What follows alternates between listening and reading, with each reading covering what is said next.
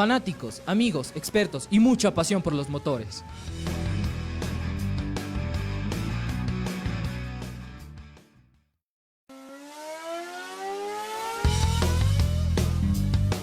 ¿Te gusta la Fórmula 1?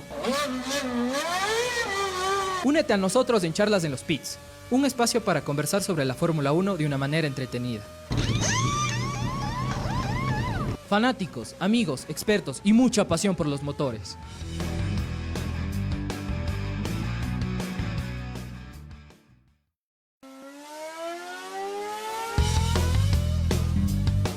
¿Te gusta la Fórmula 1?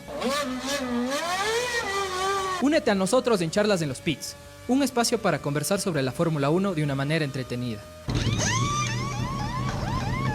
Fanáticos, amigos, expertos y mucha pasión por los motores.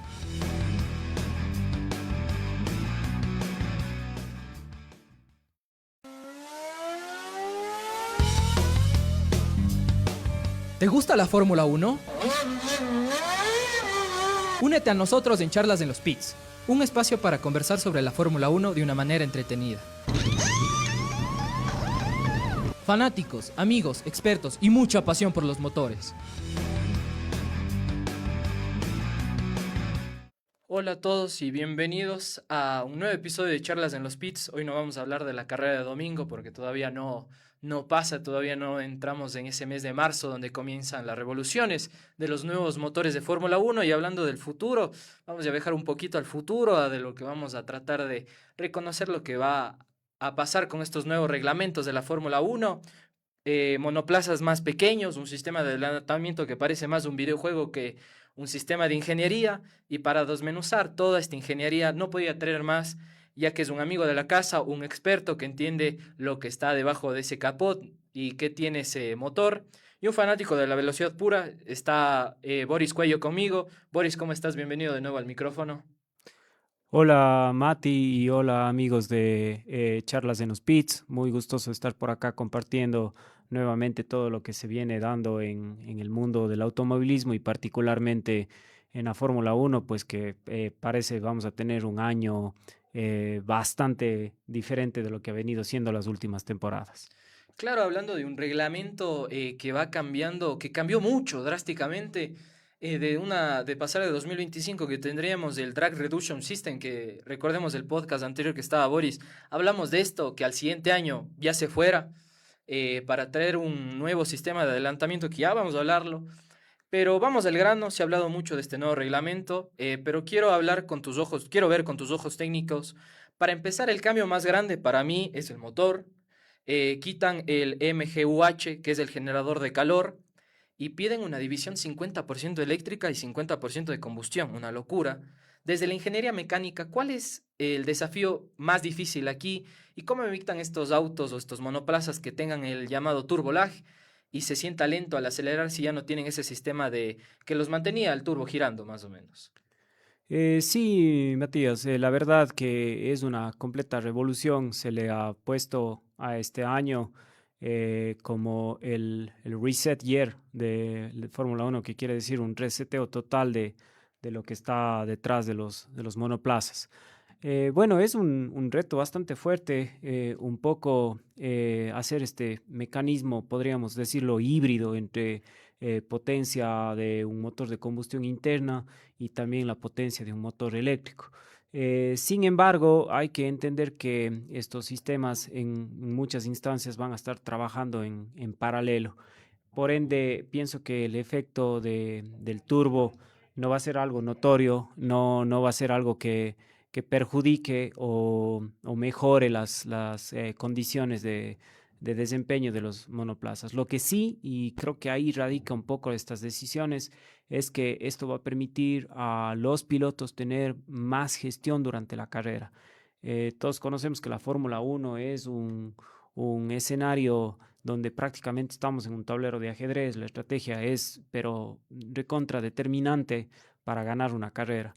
Pero el valor agregado, el toque picante aquí va a ser que esta estrategia tiene que ir de la mano de una correcta gestión del piloto, porque vas a tener como piloto que administrar bien esta potencia eléctrica que te ofrece el vehículo. Entonces, es darle más responsabilidades y más éxito de la competencia a quien maneja el monoplaza antes que a todo el entorno del equipo.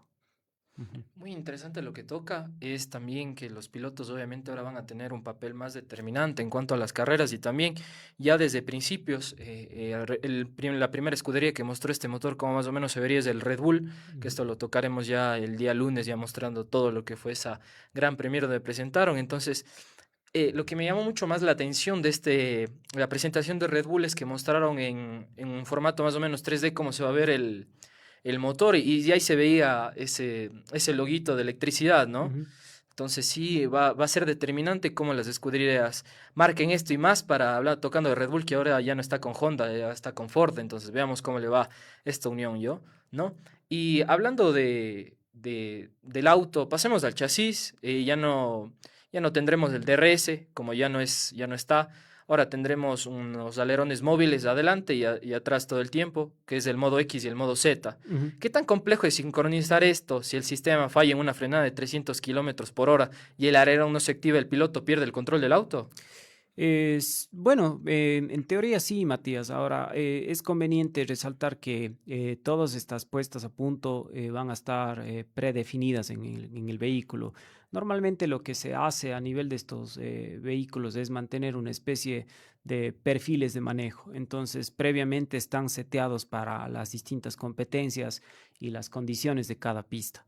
Se ha dicho que estos sistemas van a tener su mecanismo de emergencia, ¿no es cierto? Porque si fallan, lógicamente entendemos que a las velocidades que un vehículo de Fórmula 1 transita la pista, cualquier fallo, por más insignificante que sea, puede implicar en un verdadero desastre. Entonces, se ha dicho que la electrónica va a reaccionar tan rápido que deshabilitaría estas condiciones específicas de manejo para de alguna manera salvaguardar la integridad del auto y del piloto.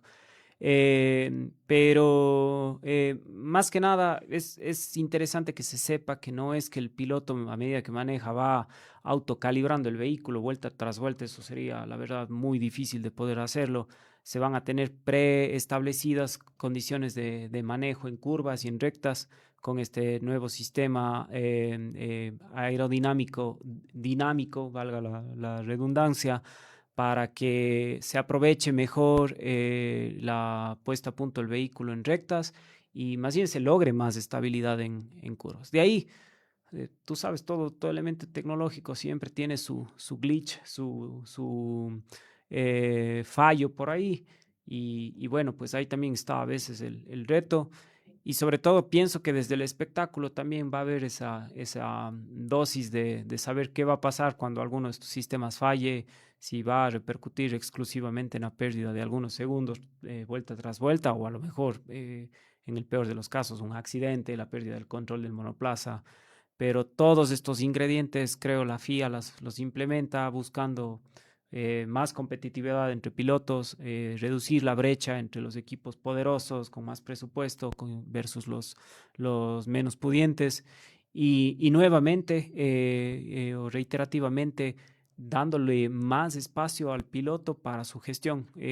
Este año va a ser un año en donde vamos a poder ver si detrás de las cualidades de manejo también hay una cualidad de estratega en los pilotos, porque de ellos va a depender mucho sacarles el máximo provecho a estos nuevos elementos o no. Entonces, por ahí está lo bonito y lo interesante que tiene de antesala esta temporada de Fórmula 1. Claro, y tocando esta nueva temporada, que hablando de los equipos que tienen menos dinero, no menos presupuesto, ahora creo que ahora con estos nuevos reglamentos podríamos todos comenzar desde cero, esperar a que ya no decir que Alpine va a ser el peor auto, que Haas tampoco. Esperemos a ver cómo se adaptan el nuevo auto. De hecho, Haas ya presentó su delivery, muy bonita el blanco que tienen ahora. Pero ahora también depende mucho del piloto cómo se tenga que utilizar y cómo los team principals o los estrategas, nombrando a una que se me viene a la mente, Hanne Schmidt, por ejemplo, que es la de Red Bull, o qué va a ser Giampiero Lambiase o Loren Mekies, que es de los de Red Bull. ¿Cree que ahora la estrategia con estos cambios electrónicos vayan a pegar directamente a los team principals? Ahora se tengan que romper un poquito más la cabeza para generar esas estrategias. Hanne Schmidt tenga que volver a volver a los libros y estudiar un poquito más, un poco de estrategias eléctricas y este tipo de cosas. Sí, sí, por supuesto, porque a la larga tienes que tener en consideración que tu vehículo va a estar equipado con unos boosts de potencia que, siendo bien utilizados, pueden ser la diferencia entre ganar o perder una carrera. Ahora, estos están exclusivamente ligados al piloto y a la estrategia. Si no me equivoco, existe una sola condición en el tema de adelantar a un vehículo, que es esta norma del 1 segundo entre monoplazas, ¿no? Pero incluso para ello, tú tienes que, como piloto, manejar bien la estrategia, poder conservar bien el potencial eléctrico. No es lo mismo, bajo ningún concepto, saber que tienes una cantidad porcentual de combustible para rodar un par de vueltas más, que tener un remanente eléctrico para sacar el máximo provecho a tu vehículo. El tema eléctrico es mucho más volátil, en el sentido de que, bueno, pues si tú utilizaste varias ocasiones el boost para adelantar o para máxima potencia en rectas, a lo mejor en algún momento de la carrera donde era más necesario ya no lo vas a tener. Entonces se vuelve una verdadera gestión en tiempo real de la competencia. Y bueno, eso a lo mejor para los pilotos, para los ingenieros, se puede volver un verdadero reto, un dolor de cabeza, pero tú sabes que aquí lo que prima normalmente fuera de la competitividad es el espectáculo. Entonces, más bien pinta para ser un año de mucha debacle, en el buen sentido, ¿no? De carreras que se rompen, hablando figuradamente, en el transcurso porque quizás las condiciones cambien en función de cómo se hacen estos adelantamientos, qué tanto puedas ganar en recorrido por vuelta. Le va a cambiar un poco la linealidad que por ahí se pudo haber llegado a tener en la Fórmula 1 en algún momento. Entonces, vamos a ver, para mí, en mi opinión muy personal, son todos ingredientes chéveres para gozar de un mejor espectáculo y ver verdaderamente las cualidades estrategas de los pilotos. Muy interesante lo que dicen. Y hablando de estos nuevos sistemas, aquí la pregunta que todos me hacen, adiós al DRS, ahora al Manual Drive, que es, ¿no?, el sistema nuevo que tienen este botón que ya no se abre el alerón para correr más, sino que inyecta una potencia de eléctrica bruta, más o menos unos 350 kilowatts, para adelantar mecánicamente.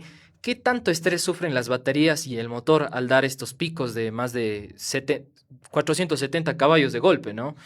¿Cree que esto hará que las carreras sean más reales o más artificiales? Bueno, yo siempre he considerado que todo uso de la tecnología tiene por afán hacer las competencias, el desempeño del auto más eficiente. Entonces, quizás la naturalidad o artificialidad del manejo se puede ver desde distintas ópticas, pero la eficiencia en sí no es algo, digamos, que tú lo puedas interpretar, es o blanco o negro. Estoy convencido de que todos los análisis que se habrán hecho detrás de las pruebas a cada uno de los vehículos habrán mostrado más eficiencia. De ahí que sí, o sea, desde el punto de vista ingenieril debe ser difícil poder gestionar que esto actúe y que actúe bien, ¿no? Pero la Fórmula 1 ha sido siempre la meca de estos desarrollos tecnológicos, y el hecho de que ya se lo ponga como un elemento primordial para poder cumplir la homologación FIA, habla de que está totalmente probado y está totalmente canalizado desde el punto de vista de la ingeniería detrás de estos vehículos. A mí me parece bien. Aparte, en todas las ramas del automovilismo está ingresando con mucha fuerza el tema eléctrico, porque bueno, es una matriz energética que se propone desde el vehículo de calle, el uso de elementos de transporte alternativos, y que lógicamente, para que ganen más relevancia, para que ganen más énfasis, tienen que estar en estas aristas tan importantes como es el mundo de la Fórmula 1.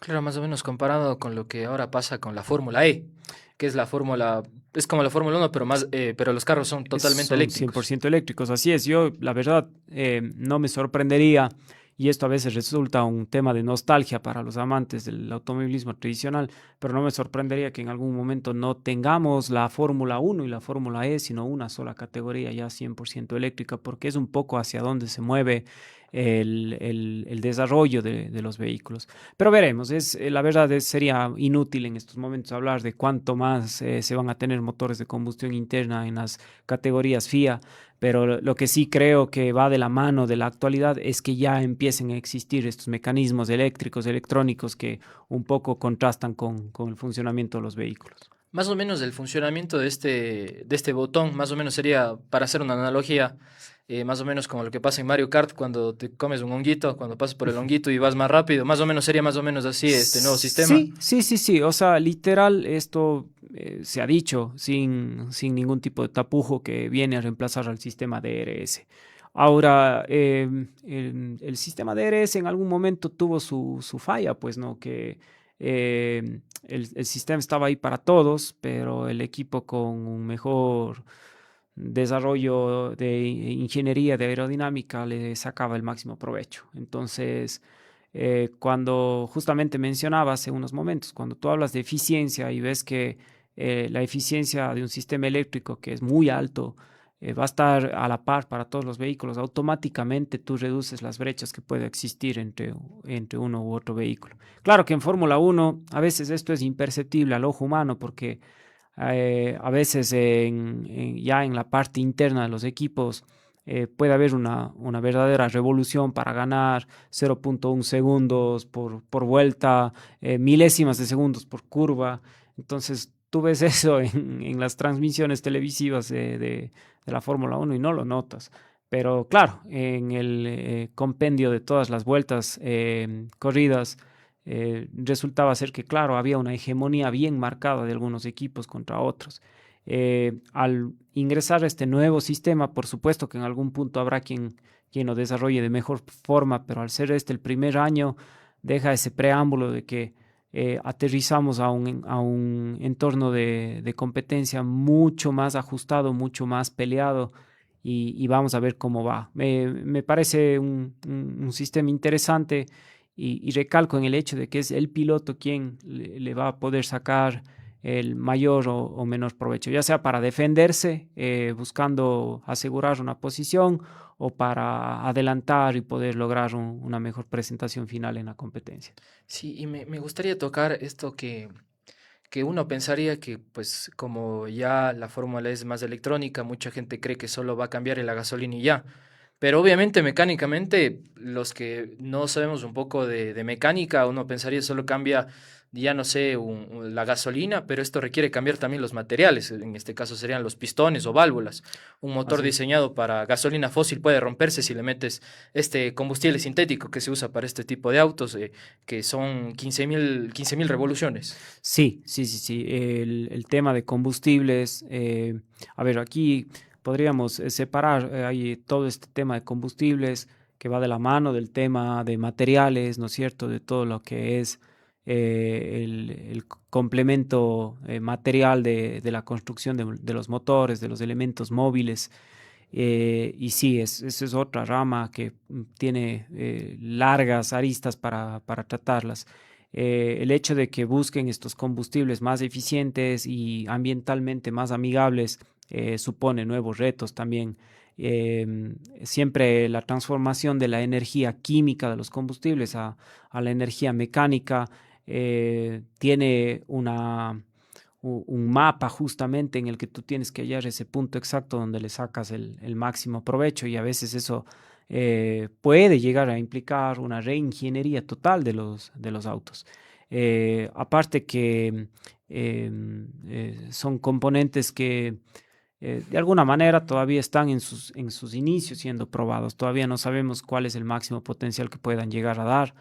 Pero pienso que eso lo hace también interesante. No por nada los cerebros más destacados en la parte de ingeniería, de automoción, están ahí detrás de los equipos de Fórmula 1.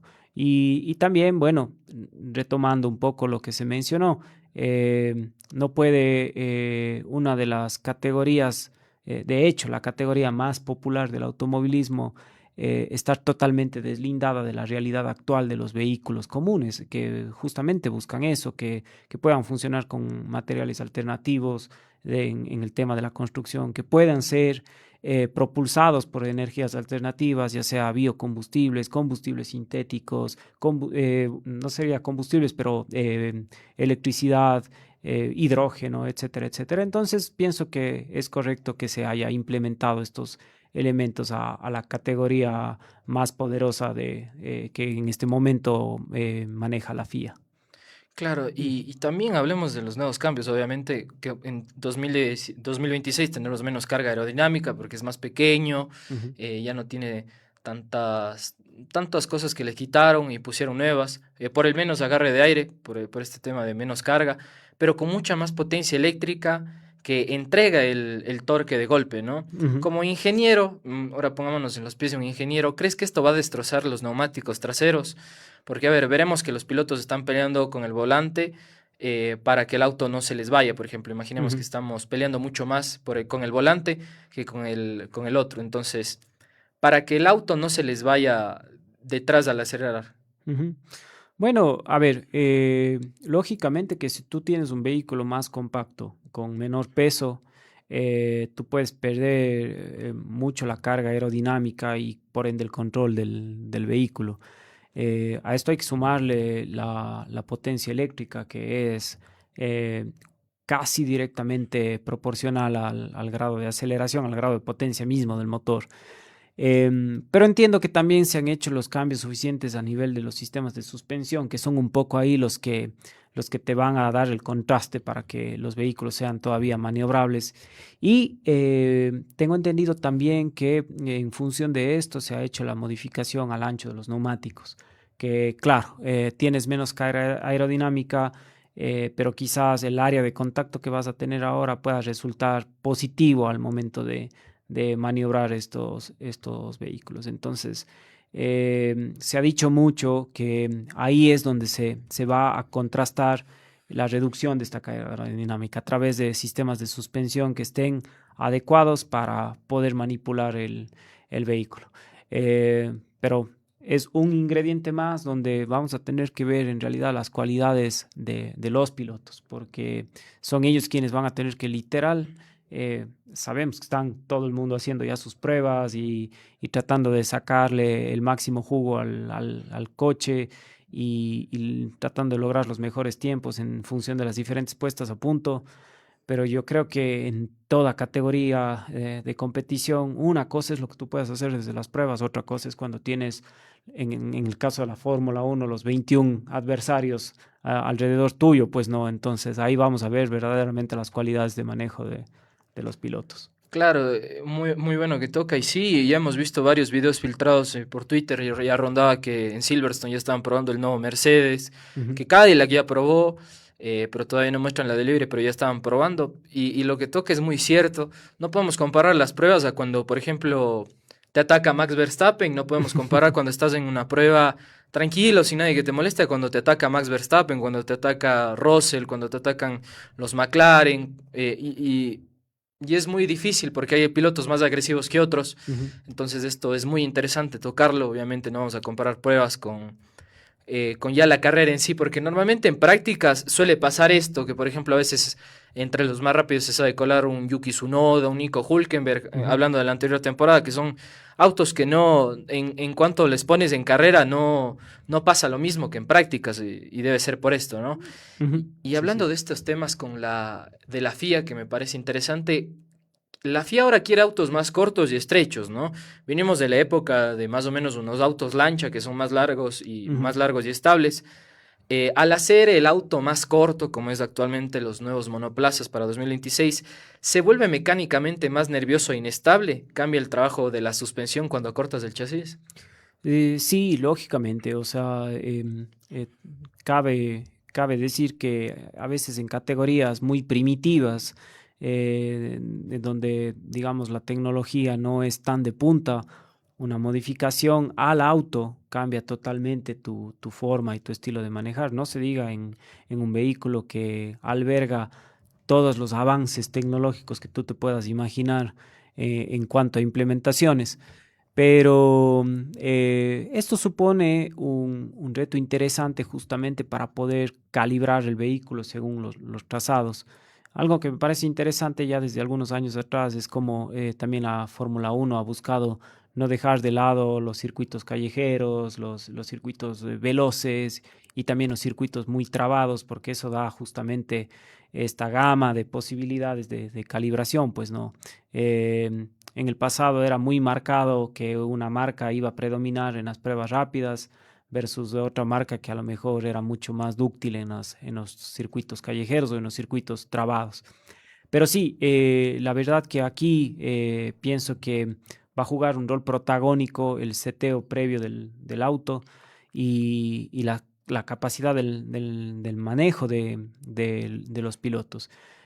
Sí puede volverse el vehículo más nervioso a las velocidades que estos monoplazas van, la velocidad a la que toman las curvas, la aerodinámica que tienen, el cambio va a ser muy notorio. Entonces pienso que sobre todo las primeras válidas nos podemos esperar bastante, como decía antes, bastante debacle en el buen sentido desde el punto de vista del espectáculo, hasta que logren como que condensar la manera correcta de llevar el auto en las curvas, la manera correcta de rebasar, de gestionar justamente la aerodinámica recalibrable. Entonces, ahí veremos cómo lo van sorteando en las distintas válidas. Claro, y obviamente hablando de esta estrategia, obviamente no van a tener la misma o la misma carga eléctrica o la misma potencialidad eléctrica en cada uno de los circuitos. Debe ser más, Ujú. o sea, en otros circuitos se debe poner más empeño en este potencial eléctrico que en otros. Por supuesto, tú sabes que, por ejemplo, hay circuitos en donde tienes, solo por poner un ejemplo, más cambio de pendiente en el circuito, ¿no es cierto? Entonces, eso cambia totalmente la manera de gestionar el potencial eléctrico del vehículo. Y eso es otro tema a considerar al momento de elaborar tu estrategia. Entonces, vamos a ver cómo lo hacen, pero definitivamente esto lo único que otorga es que al haber tantos detalles a considerar, o bien los consolides todos de manera correcta y eso te dé un suceso total en la competencia, o que si un detallito queda suelto, pues te ponga en un estado de vulnerabilidad grande versus la competencia. Esto en traducción lo único que genera es más espectáculo, ¿no es cierto? Eh, si tú tienes este rato, creo que a pesar de los últimos resultados, tú puedes decir, tienes ahí al máximo exponente de la Fórmula 1, a Max Verstappen, totalmente acostumbrado a un tipo de manejo y a una gestión y a un aporte de sus cualidades para ganar una competencia. Al mismo Max Verstappen ahora le va a tocar gestionar el potencial eléctrico de su vehículo, saber gestionar bien los momentos de adelantamiento y de defensa de su posición, el hecho de saber cómo calibrar o setear el auto para el cambio aerodinámico entre curvas y rectas. Entonces eso lo vuelve muy interesante. Sabemos que un piloto de Fórmula 1 es el grado más alto de manejo que se puede alcanzar, pero yo creo que si es que al más capo de los capos, en cualquiera que sea su área, le damos una nueva serie de herramientas, probablemente en algún momento logra hacer cosas maravillosas con eso, pero al inicio, hasta descubrir bien cómo le puede sacar ese potencial, se pueden dar muchas sorpresas. Entonces, ahí tenemos que ver qué es lo que sucede en las distintas válidas. Claro, y ya pasando aquí un pequeño paréntesis, que leí a alguien que mencionaba aquí que lamentablemente que la Fórmula E no tiene la aceptación masiva que se espera, que dice Freddy Pesantes, Ujú. es que yo siento que la Fórmula E tiene sus diferencias con la Fórmula Uno, pero obviamente va a predominar la Fórmula Uno y como usted dice, hay algunos que todavía prefieren que los autos sean a gasolina y no les gusta el cambio. Algunos Ujú. pilotos, pero yo les cabe recordar que en Fórmula E también corren pilotos que ya han corrido en los diferentes tipos de fórmulas. Creo que el más actual es Josep María Martí, que yo he hablado de él, corría en Fórmula 2, que ahorita está en Fórmula E. Y también estaba Nick De Vries, que le fue, pero muy mal en la Fórmula 1, pero ahora está y se mantiene en la Fórmula E. ¿Por qué cree que se da esto, que no les gusta la fórmula electrónica o la a comparación de la Fórmula Uno? Bueno, ¿qué te diré, Matías? Te voy a hacer una analogía. Cuando empezaron a aparecer, sobre todo a nivel de Sudamérica, porque a nivel mundial, digamos que no es una tecnología recontra hiper moderna, pero cuando a nivel de Sudamérica empezaron a aparecer los carros automáticos, nadie los quería. O sea, les veían más de un problema. Hoy por hoy, sin serlo así, podríamos decir que la proporción se ha acercado bastante a ese 50-50, 50% de vehículos automáticos, 50% de vehículos todavía manuales o con transmisión manual. Esto es un tema evolutivo. Quien vivió la Fórmula 1 en sus estados más puros, motores gigantescos con consumos espectaculares de combustible y todo lo demás, nos ponen al frente un motor eléctrico y decimos, bueno, esto es igual para todos, no hay mucho ese tema de saber, entre comillas, domar al motor para sacarle su máximo provecho. Pero conforme la tecnología avanza, las nuevas generaciones van a estar mucho más relacionadas con vehículos eléctricos, con tecnología eléctrica, y a ellos les va a llamar la atención que también existe una categoría de alta gama, de alto potencial como la Fórmula E, y quizás le van a dar la misma relevancia que la misma Fórmula 1, ¿no? También es el tema comercial. O sea, tú sabes que detrás de todo, ¿qué podríamos decir? Categoría grande, Fórmula 1, WRC, MotoGP.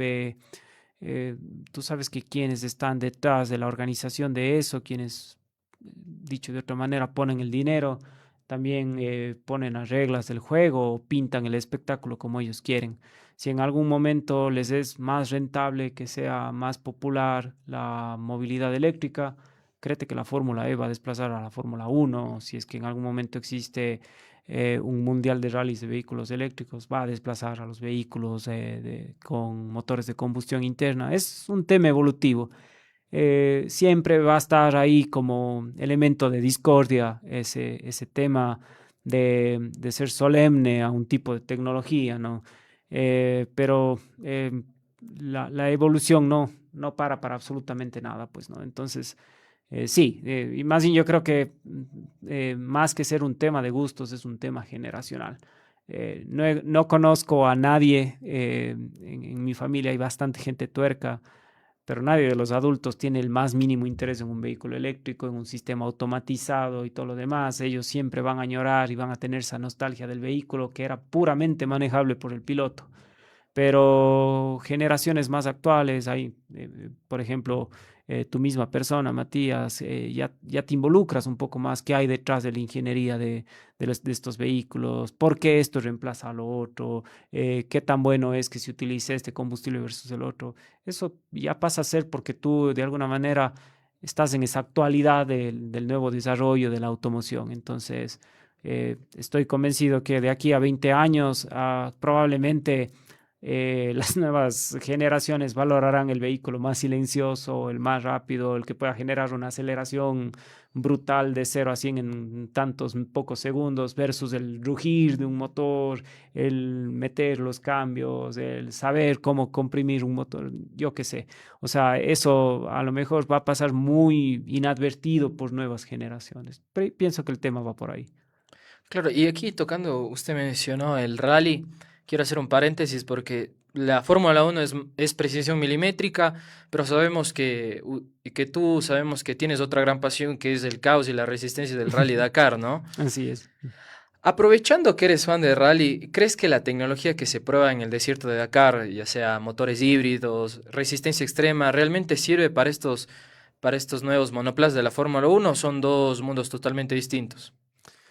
No, yo sí creo que existen, a ver, hay mucha investigación detrás de ambas categorías, hay mucho desarrollo, hay mucho compromiso de ingenieros, de profesionales en el área de automoción, pero justamente al tener el rally o los rally raid como es el París-Dakar, un componente más de aventura, digamos que aquí todavía se guarda eso de que Tú puedes tener, tecnológicamente hablando, un verdadero monstruo, pero si tú no tienes pongámosle estos apelativos comunes de nuestro medio, si tú no tienes la viveza, si tú no tienes esas mañas de saber sortear bien condiciones en tiempo real que se pueden suscitar, en este caso en el desierto, en unas dunas, en un camino muy accidentado, no te va a servir de nada. Entonces, ahí remontándonos a dichos muy populares, creo que en el rally, en el raid, todavía importa mucho no la flecha, sino quién la dispara.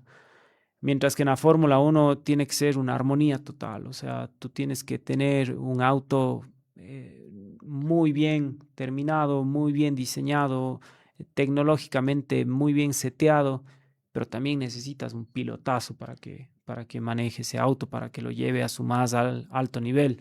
Eh, por eso no es de sorprenderse que en la Fórmula 1 a veces el piloto del equipo emergente pase a un equipo de mucho más renombre en el lapso de una temporada, porque esto es totalmente cuantificable. O sea, si tú ves y dices, a ver, este chico a un monoplaza que es 0.3 segundos más lento por vuelta, nos estuvo persiguiendo en tantos circuitos durante tanto tiempo.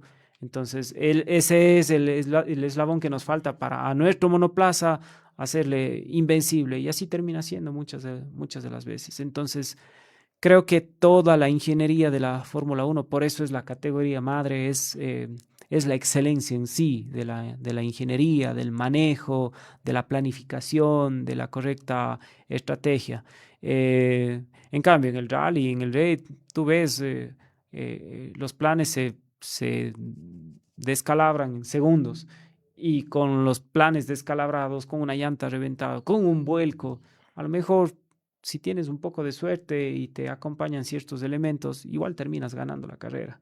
En Fórmula 1, tomaste mal una curva, cogiste una línea sucia y se te acabó la carrera. No hay manera de retornar, no hay manera de recuperar. Entonces, creo que hay que mantener esa distancia. Y no que me guste, porque no es mi categoría favorita la Fórmula 1, pero hay que reconocer lo que es, ¿no es cierto? Es verdaderamente la excelencia en la competitividad, en el desarrollo tecnológico, en la potencia de los motores. Por eso es justamente la categoría que más relevancia tiene la FIA, la que más ingresos genera, etcétera, etcétera. Ujú. Claro, y me gusta ese tema que tocó de la meritocracia en la Fórmula 1. Me gusta tocar este tema porque ya ha pasado, de hecho pasó en la anterior temporada, la 2025, reemplazaron a Tsunoda por Lawson, pero yo creo que el cambio le salió mal porque mejor Lawson mejoró en Racing Bulls y Yuki Tsunoda empeoró y de hecho le quitaron el asiento para esta temporada a Tsunoda. Ujú. Por ejemplo, Hadjar ahora está en Red Bull y el que subió es Arvin Lindblad, que ahora vemos que Red Bull es de la que más confía en sus pilotos, sus cadetes, podríamos decirlo, en sus pilotos de academia, como es eh, los drivers de Racing Bulls, o los que van en la Fórmula 2, Fórmula 3, que siempre confían en su academia, ¿no? Y también hemos visto ahora con otros, por ejemplo, actualmente en la temporada anterior, el piloto que más ganó, más carreras ganó, no fue el campeón, y de hecho el campeón del mundo por varias revistas ni siquiera está en el top 5 de mejores pilotos en general del mundo. Ujú. Por ejemplo, tenemos Autosport, que es una de las más relevantes, que pone a Max Verstappen, que queda en segundo puesto. En primer lugar, luego está Russell, que está cuarto puesto, si mal no estoy. Entonces, y tercero está Alex Palou, cuarto Sebastián Ortier, quinto está Charles Leclerc, que de hecho tuvo una de sus peores, no la categoría peor, pero sí en la que más sufrió. Y recién el campeón del mundo de la Fórmula 1 está en sexto puesto, entonces nos da mucho que ver que necesitas de esa armonía de esas dos, tener un gran piloto y un gran auto para dominar la Fórmula 1, como ya pasó con ese RB19 y como probablemente pase en los años siguientes en la Fórmula 1. Entonces, muy, muy interesante este tema que toca, ¿no? ¿Y usted cree que, por ejemplo, qué lección de fiabilidad mecánica debería aprender la Fórmula 1 de los monstruos que son los rally, que son más grandes? Bueno, lo que pasa es que más bien, justamente si escalafonamos estas categorías, creo que son las otras categorías las que aprenden de la Fórmula 1. Quizá estamos en presencia justamente de esto, de devolverle al piloto la posibilidad de él tener una injerencia muy vital al momento de ganar una carrera.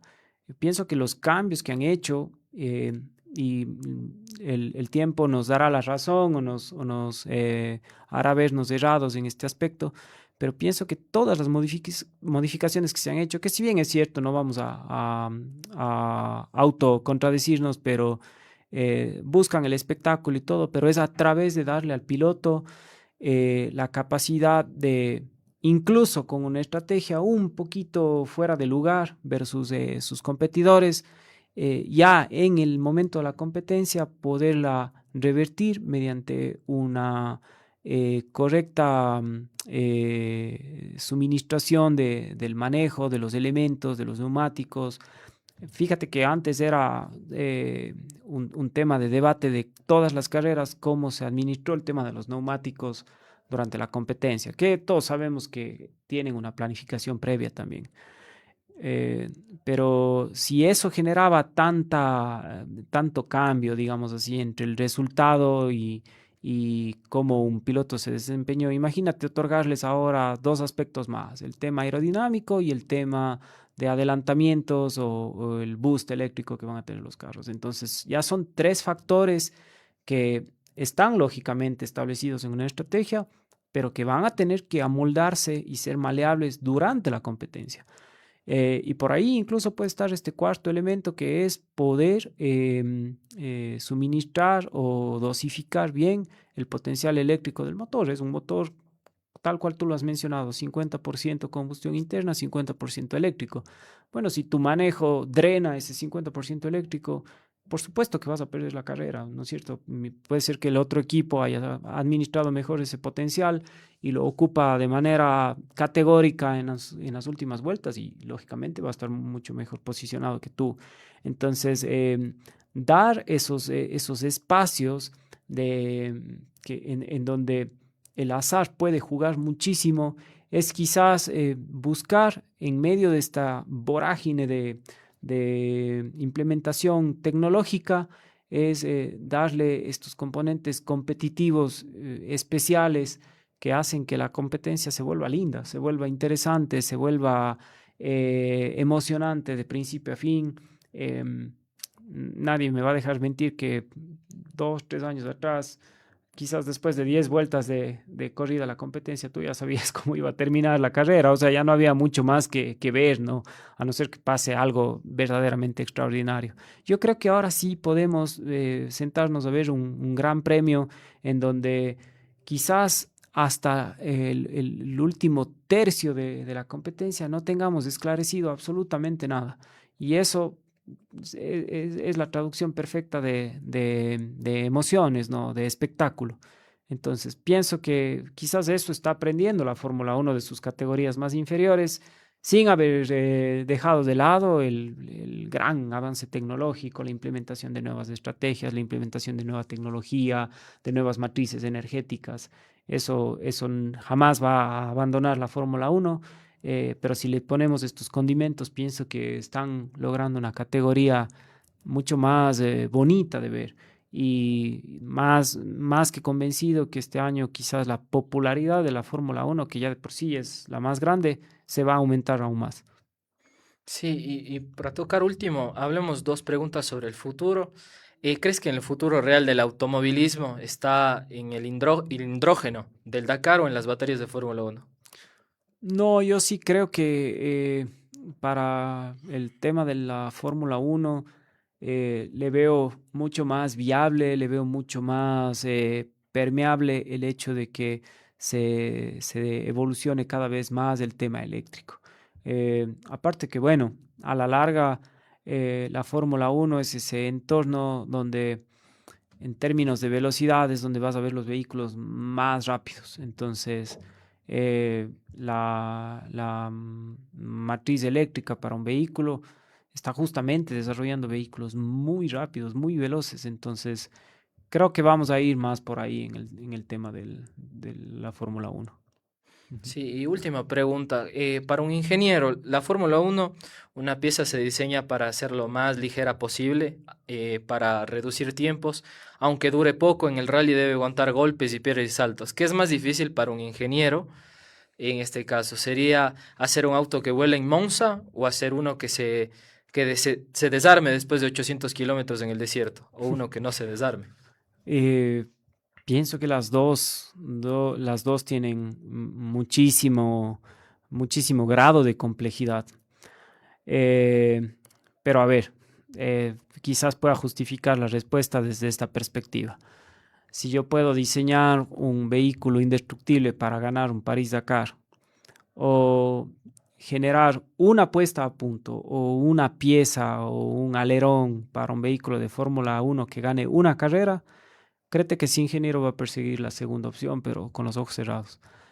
Primero porque, como hemos mencionado, la Fórmula 1 es ese espacio donde si tú tienes éxito en lograr que el vehículo sea veloz y competitivo, es el hipotético a como cuando un jugador de fútbol realiza su mejor traspaso, o sea, se asegura la vida. En la Fórmula 1, los ingenieros detrás de estas naves, eh, quienes ya hayan logrado el éxito de alguna manera, creen que tienen sus futuros recontra asegurados. O sea, es un entorno donde se mueve muchísimo dinero. Eh, en el París-Dakar, en el Rally Mundial, eh, tú puedes diseñar un vehículo indestructible y sin embargo, si es que el vehículo de adelante levantó una piedra y tú pisas la piedra y el vehículo volca, tu mérito se va a ver totalmente perdido. No vas a ni siquiera a saber si lo que tú creaste, diseñaste, tuvo el rédito que tú pensaste que iba a tener. Pero en la Fórmula 1, digamos que está mucho más esclarecido y sesgado tu grado de éxito y tu grado de fracaso. Por supuesto que también hay las condiciones de la carrera. También se le puede desprender un neumático al vehículo del frente y quedas medio en la misma posición. Pero la Fórmula 1 es ese entorno donde tú quizás sí puedas a un vehículo antes de la competencia hacerle rodar unas 60, unas 70, unas 100 veces el circuito y lograr reducir el máximo tiempo por vuelta y quedaría comprobado que lo que tú implementaste, que lo que tú diseñaste, tiene su valor, ¿no? Tiene su grado de éxito. Entonces, por eso creo que diseñar el vehículo que vuele en Monza y que te gane y que te deje en ese historial como el vehículo que ganó porque estuvo mejor configurado, es medio el sueño de cualquier ingeniero. Ujú. Sí, muchísimas gracias por estar aquí, Boris. Nos respondió varias preguntas sobre el futuro de la Fórmula Uno y también del rally. Entonces, le agradecemos mucho a nuestros aficionados de la Fórmula Uno y también los televidentes que ven aquí eh, charlas en los pits. Esperemos verlos el lunes, que tenemos ya varias noticias, ya se presentaron varias deliveries y otras dos que quedan en el misterio porque recién se verán en febrero, pero eso no les spoilaremos para el día lunes. Nos vemos en un siguiente programa. Muchas gracias, Boris, por venir. A ti, Matías, por la invitación y siempre estaremos contentos de poder venir a hablar de lo que nos gusta. Sí, muchísimas gracias. Nos vemos en un siguiente programa. Muchas gracias. Gracias.